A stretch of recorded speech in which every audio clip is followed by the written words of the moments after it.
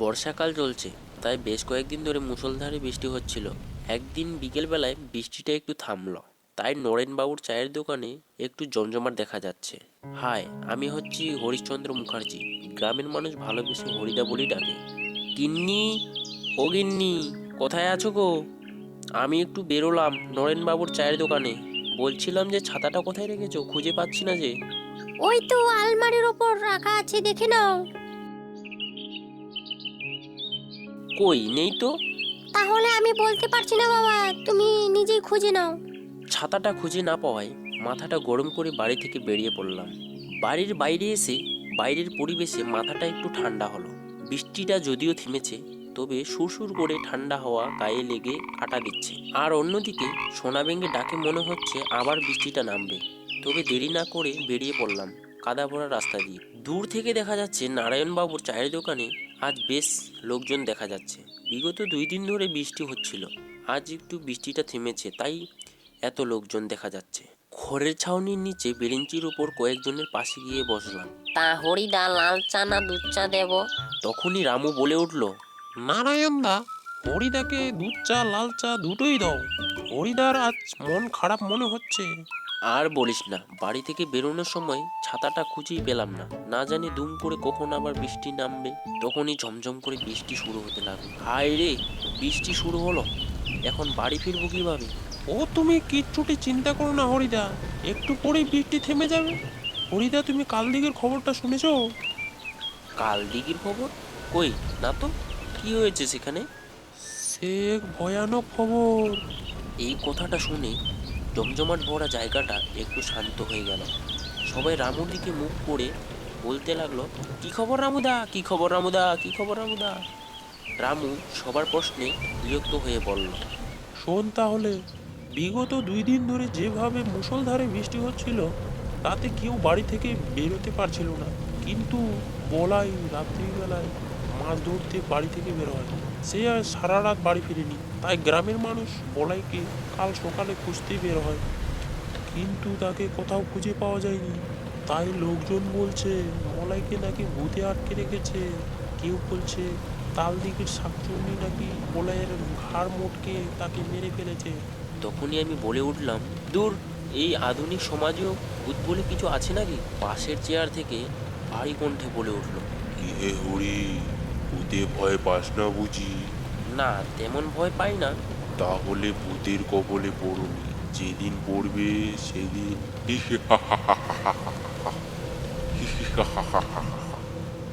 লোকটার কথাগুলো শুনে গায়ে কাঁটা দিয়ে উঠল।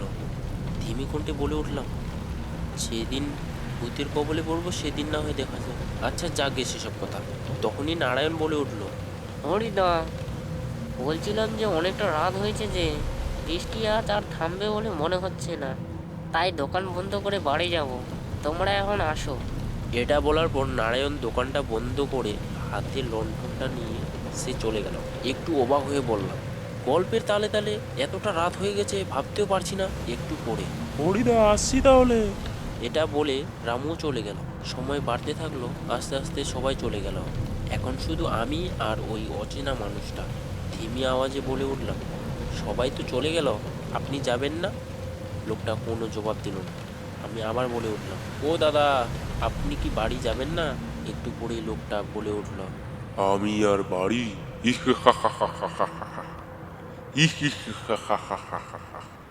লোকটার বিকট শব্দে হাসি শুনে আমার একটু ভয় ভয় পেল। তৎক্ষণাৎ সেখান থেকে বেরিয়ে পড়লাম। এদিকে প্রবল বেগে বিদ্যুৎ চমকাচ্ছে। মাথার উপরে হাতটা রেখে তাড়াতাড়ি করে বাড়ি ফিরছি। হঠাৎ মনে হলো যে আমার পিছু পিছু কেউ হাঁটছে।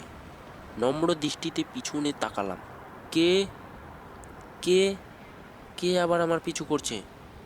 পিছনে ঘুরে দেখলাম কেউই নেই। ভয়টা একটু বেড়ে গেল। কোনো দিকে না তাকিয়ে তাড়াতাড়ি হাঁটতে লাগলাম। কিছু দূর যাওয়ার পর, কি রে হরি, ভূতে বিশ্বাস করিস না তো? তোর আজকে ঘাড় মটকাবো। কে কে পিছনে ঘুরে দেখলাম ভয়ানক এক দৃশ্য। চোখগুলো তার লাল লাল, দাঁতগুলো তার বড় বড়। এই ভয়ানক দৃশ্য দেখে আমার মাথায় রীতিমতো কাজ করা বন্ধ করে দিল। আমি দৌড়তে লাগলাম।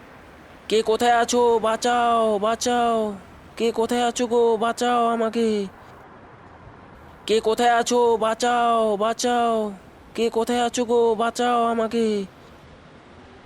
দৌড়তে দৌড়তে আমার বাড়ির দরজার সামনে গিয়ে দাঁড়ালাম। শিউলি, শিউলি, দরজাটা খোলো শিউলি। তখনই আমি জ্ঞান হারালাম। সকালে উঠে দেখলাম আমার বউ আমার কাছে বসে আছে। সে আমার দিকে তাকিয়ে বলছে, কাল তোমার কি হয়েছিল? অমনভাবে বাড়ির দরজার সামনে জ্ঞান হারিয়ে ফেলেছিলে। আমি কিছুক্ষণ চুপ করে রইলাম। ভাবলাম কাল যা আমার সাথে ঘটেছে হয়তো এগুলো কেউ বিশ্বাস করবে না। তাই শিউলিকে বললাম, না তেমন কিছু নেই তো, বৃষ্টিতে ভিজে মাথাটা একটু ঘুরছিল তাই জ্ঞান হারাই, ও এমন কিছু না। তো বন্ধুরা, ভিডিওটি কেমন লেগেছে আপনারা কমেন্ট করে অবশ্যই জানাবেন, আর কমেন্ট অবশ্যই করুন, কারণ একটি কমেন্টে আমাদের ভিডিও বানাবার আগ্রহ আরও বেড়ে যায়। তো প্লিজ লাইক, সাবস্ক্রাইব, শেয়ার করুন, পাশে থাকা বেল আইকনটিও দাবান।